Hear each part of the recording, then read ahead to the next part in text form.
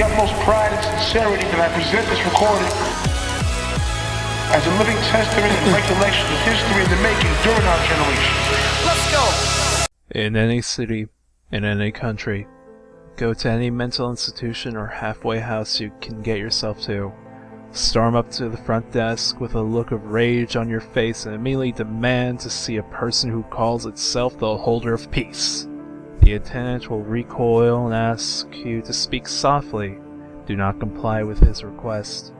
If anything, speak louder, for the anger in your voice is all that keeps the chains locked on the door behind the desk. Keep the anger in your voice. The attendant will duck under his desk and point with a quivering finger down the hall to the right. That was not there before. Immediately turn and stomp off down the hall. Do not look over your shoulder, for should the attendant catch you, and he will casually lean back and flip the lock off the door behind him. Walk until you find a door with a beautiful mother of pearl inlay design. Throw it open, but take the rage off your face before entering. The ones inside do not appreciate such anger. Walk in with a peaceful look on your face. You are in a beautiful open-air temple with ivy curling up the marble pillars and exquisite mosaics embroidering the walls. The door will lock behind you. Do not try to open it, for it never will, and the monks wandering about in beige robes will do anything to get you to stay, even if it means you're deaf. Meander around, no matter what language you speak, the monks will speak it to you. They will be friendly, and all of them would love to chat, but you must politely decline. Tell them you must speak with the head of the order. Eventually you'll be directed to a man sitting at a chessboard, the temple's abbot. The figure across from him is hooded and wearing armor. Do not attempt to speak to the hooded figure, or your death will be far worse than any vision of hell that man could conjure up. Instead, turn to the man in the now familiar beige robes. The game is one move away from checkmate. Bow and nicely ask, "Why do they gather, Father?" He will open his mouth as if to speak, but the figure across from him will let out a demonic howl of rage and draw a sword. It is beautifully crafted, but will seem to be somehow stained with an unthinkable evil. With a yell, the figure will kick you down and begin systematically slaughtering the other monks.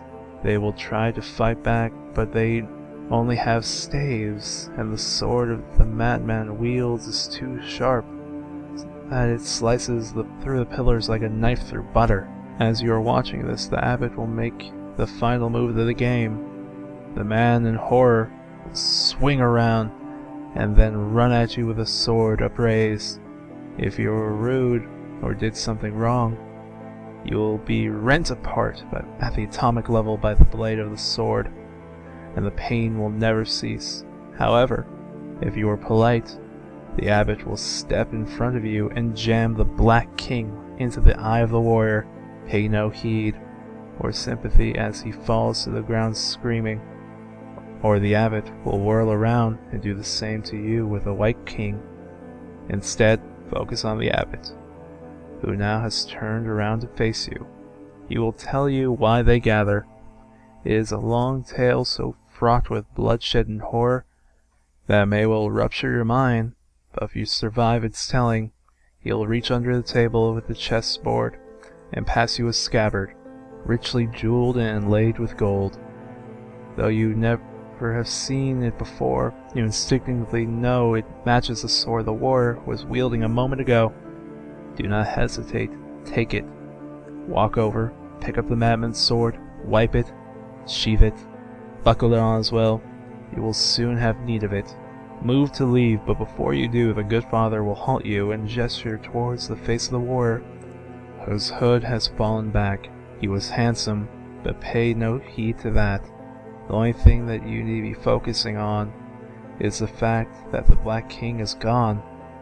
Look up at the abbot, who will nod and say one word: regicide. A flash of light will blind you, and then, when your sight returns, you will be standing on the curb 2 blocks down from the asylum. Step back onto the sidewalk. You don't want to create an accident. The sword you now wield once belonged to the White King, and is object number 45 of 538.